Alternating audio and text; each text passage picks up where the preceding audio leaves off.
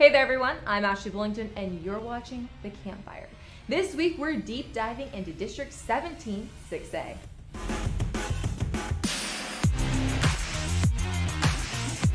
These are the teams that you'll be seeing in District 17 6A. Cy Fair, Cy Creek, Cy Ridge, Memorial, Northbrook, Spring Woods, Stratford, Jersey Village. To vote for who you think will take the district crown, go to our Twitter account. It's IHSS Houston. Now we have a quick trivia question for you. Which high school produced Olympic gold medalist and NBA player Tate Armstrong, as well as 7-time Cy Young winner Roger Clemens? A. Springwoods, B. Memorial, C. Stratford, or D. Cy Fair? Do you think you have the correct answer to that trivia question? Go anywhere that you can find The Campfire. We have Facebook, Instagram, Twitter, and YouTube, and leave a comment with what you think the correct answer is. Also, if you like podcasts, The Campfire comes in podcast form. Go to Apple iTunes or Spotify for a complete list of our Inside High School Sports Houston catalog of podcasts. Now it's time for the film session, presented by your local Geico offices in Cypress, Katy, Spring, and Pearland. District 17 6A is an 8-team league featuring 4 Cy Fair ISD schools and 4 Spring Branch ISD schools. This was previously a 9-team district, but last year's league runner-up Cy Falls has departed. 17 6A is still plenty tough, beginning at the top with one of the area's powerhouse programs. Defending district champion Cy Fair went a perfect 10-0 in the regular season, but for the first time in more than 3 decades, Ed Pajovsky is no longer part of this legendary program. The veteran head coach retired, but Bobcat fight never dies, and longtime assistant Cy Fair alum Jeff Millard takes the reins and should keep this program among the area's premier football powers. Look for the Bobcats to rely on power rushing attack led by senior running back LJ Johnson, and that always ferocious defense.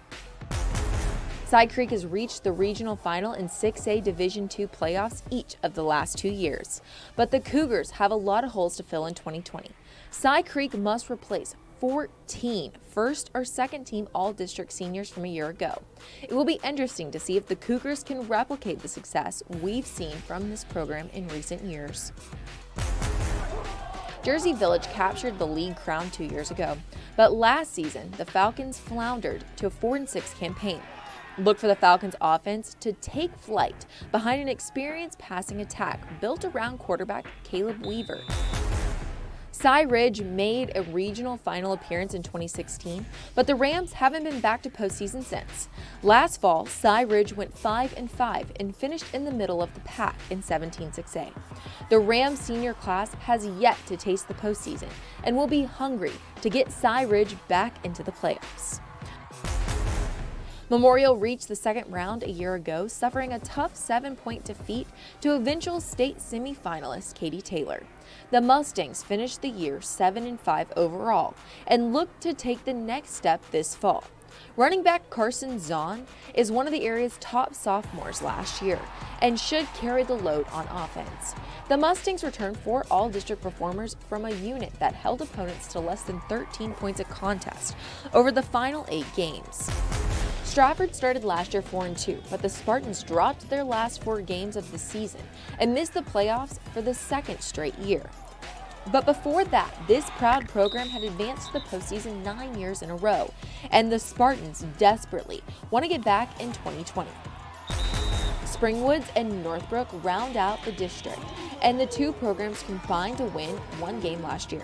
The Tigers' 21-7 win over the rival Raiders. Both programs look to bounce back this fall, but will have their hands full in this loaded district.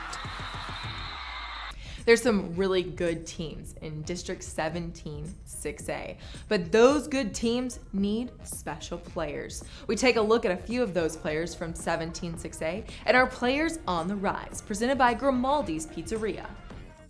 Cy Fair running back LJ Johnson will be leaned on heavily in the 2020 season. He'll be going into his 4th varsity season with the Bobcats, In his career, Johnson has 3,091 rushing yards and 59 total touchdowns. He's a four-star running back and ranked number 3 in his class and 4th in Texas. Memorial running back Carson Zahn was just a sophomore in the 2019 season. In his varsity career, he's had 1,092 rushing yards and 13 total touchdowns. Look for him to have a big junior season with Memorial in a tough district. Going into his senior season, Mark Benjamin is ready to go for Cy Ridge. As a junior, Benjamin had 508 yards and 6 rushing touchdowns. He averaged over 12 yards per carry for the Rams. Senior Mike Evans is a two-sport athlete at Jersey Village. He excels on the football field, though, where Evans is a wide receiver. For the Falcons, Evans has 727 total receiving yards and 49 catches. He averages 48.5 yards per game and has 10 total touchdowns. Brazos Gadler will be a senior in the 2020 season. Gadler has overcome more than most can say. As his sophomore year, he was battling with a brain injury that his family was unsure he would recover from. But as a junior, Gadler showed everyone what he was made of, as he played in 14 games for the Cougars with 478 receiving yards. Those players accomplished great things on the gridiron. But do you know somebody from the high school sports scene accomplishing great things in your community? A player, coach, or team going that extra mile? Nominate them for a Chevy Spotlight. To nominate, go to IHSSChevySpotlight.com and stay tuned to our social media accounts throughout the summer to see if your nomination is highlighted. Now it's time for our Media Days segment, where we talk to coaches about their teams and the realignment for the 2020 season. Hey there, everyone. I have the head coach of Side Creek on with me this morning. Coach, how are you doing? I'm doing great. Talk about that Side Creek team and just the absolute, there's a word I'm looking for, but the resilience and the motivation and the momentum that they had going through the playoffs. Well, last year's team was a little bit similar to the team we had the year before. You know, we've been to the regional semifinals 2 years in a row now, and ended up with almost the exact same record and the exact same accomplishments. But last year's team was different in that group of seniors was they've been successful since they've been here. As freshmen, they were undefeated district champions, and then as sophomores, you know, great many of them moved up to the varsity, and then as juniors and seniors, you know, they played 28 games. So that's kind of a neat deal for all of those kids who were involved. It was a fun group. They got along well together. They played really hard, and they were very coachable. You know, we spent a lot of our time helping them become better football players. We didn't spend hardly any of our time having to discipline people or try to get them to behave or anything like that. So because they had such good attitudes and they were such pleasant people to be around, you know, we could go to work every day instead of having to fight the battles that you don't need to do. So it's going to be difficult to replace him. We had a young man go to LSU, who was arguably, you know, one of the better linebackers in the country. We had a kid probably set the school record for touchdown passes in the season. And, you know, just a bunch of guys kind of came together. And when you get that kind of chemistry, you know, and synergy, then, you know, good things happen. And who do you have returning for the 2020 season that can maybe keep that momentum and that culture going on into the 2020 season? That is the $24,000 question. You know, we lost a lot of really good football players. We've got, on offense, we've got 2 returners coming back, Corey Celestine and Brazos Gadler will come back for us. On defense, we've got Joey Verrett, who was newcomer of the year on defense in 17-6A last year. And we've got a cornerback, you know, Roderick Jackson coming back. But we lost a ton. I mean, there's no doubt about it. Losing out on spring training is not going to help us. That's going to be something we're going to have to overcome. That being said, you know, our under levels have been good. And so we expect those guys that are coming up from the sophomore and JV teams, you know, to provide some opportunities to you know, improve. And we think that we've had some other kids that were on the varsity last year and that weren't necessarily starters, who will do a good job for us as well. So your question is very poignant. It's going to be an interesting time to see how we do. And the 2020 season comes with the district realignment being in 17-6A. You've got some perennial powers like Cy-Fair and some really good competition with Stratford, Jersey Village, Cy Bridge on top of that. Can you talk a little bit about this district that y'all will be going into and the competition that you'll be having week in, week out? Well, it's going to be difficult. It's always difficult. You know, we've played really, really, really good competition. I think that's what's helped prepare us for our playoff run, you know, the last couple, 2-3 years. So Cy-Fair is going to be, until anybody proves me different, they're going to be Cy-Fair. They're going to be solid and fundamentally sound and much more athletic than people give them credit for. Now they've got a transition. Now that Ed's left over there, you know, we're going to see how Coach Miller does and what kind of spin he puts on the program. So they're until somebody knocks them off the top, we're going to call them the district favorites. You know, Coach Snookhouse's guys over at Jersey Village had a magical run 2 years ago, you know, went undefeated in district, and then last year, you know, struggled a little bit, but I fully expect them to be very, very competitive. You know, losing Cy Falls is going to be, really breaks my heart. It really does. You know, I think I'll be just fine not having to play those cats again. But I think Coach Shanley over at Cy Ridge has got some guys doing really good things. And then, you know, then you start getting into the spring branch schools. You know, Stratford, I think, is on the up. I think that Coach Koch over Memorial is always going to do a great job, and they're always going to be fundamentally sound, and they're always going to be difficult to beat.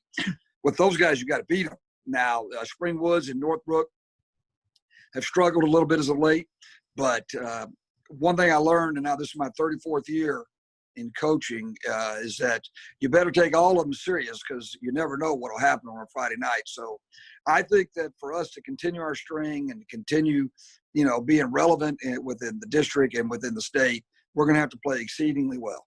Thank you so much for joining us here on the Campfire. We'll be right back after a couple messages from our sponsors. Chevrolet Inside High School Sports is brought to you by your Houston area Chevy dealers. Visit your nearest dealer to test drive our award-winning products.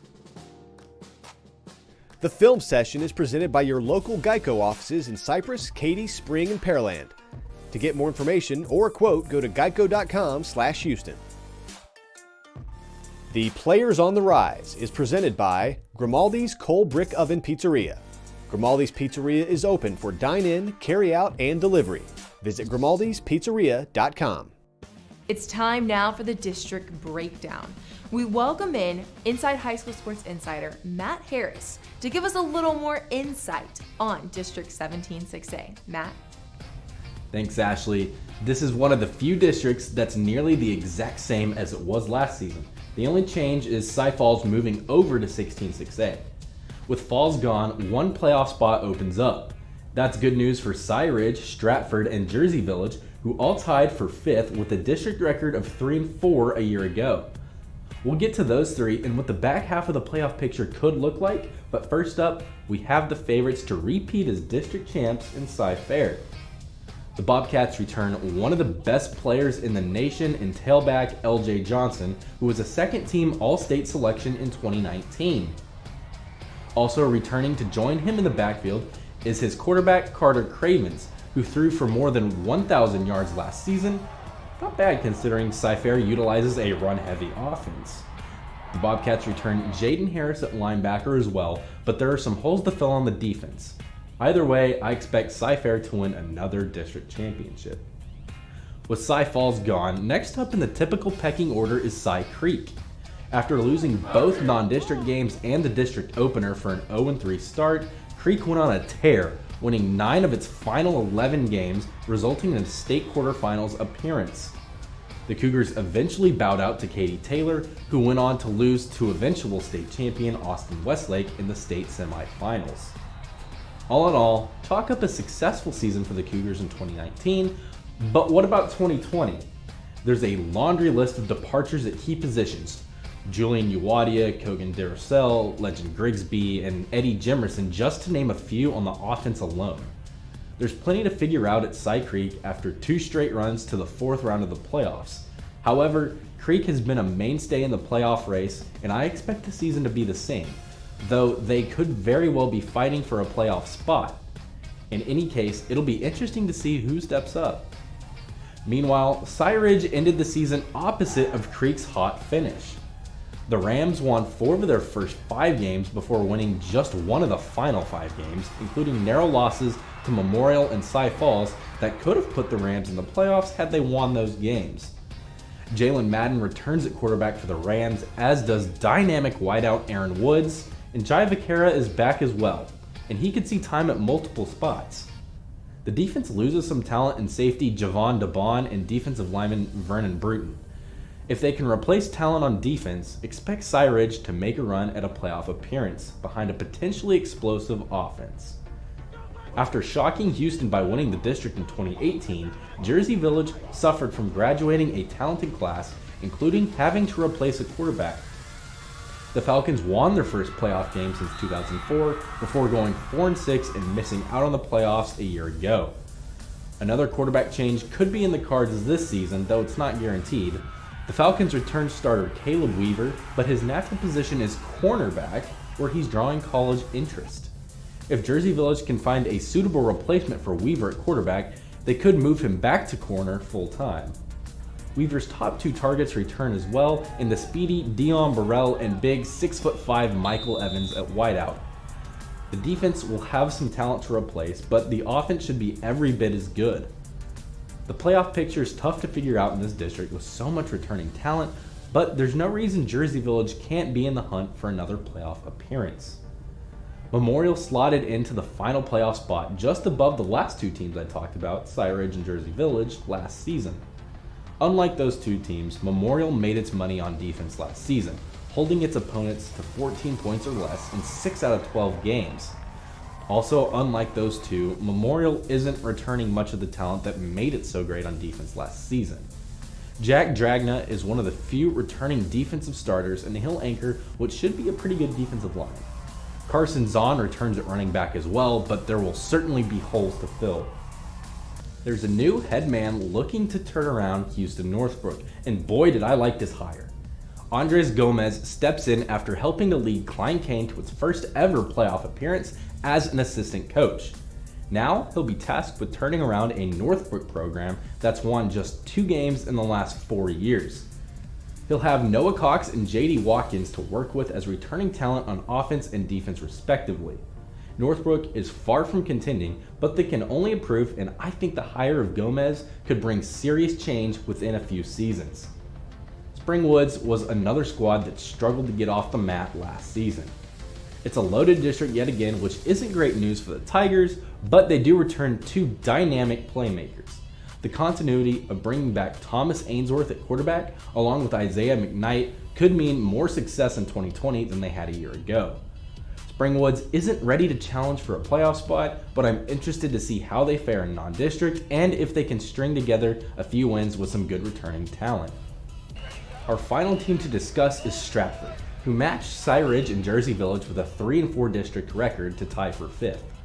The Spartans lost to Jersey Village but beat Cy Ridge last season. The good news for Stratford is they were young last year. The bad news is most of the talent was on defense. Not accounting for blowout wins against Northbrook and Springwoods, the Spartans scored more than 20 points just twice in 8 games against Alvin and Cy Ridge. The defense wasn't bad and Rico Griffin will be back to lead them, but the offense needs to get better if they want to have a shot at playoffs this season. Right now, I like Cy Ridge and Jersey Village in the race for the final playoff spots opposed to Stratford.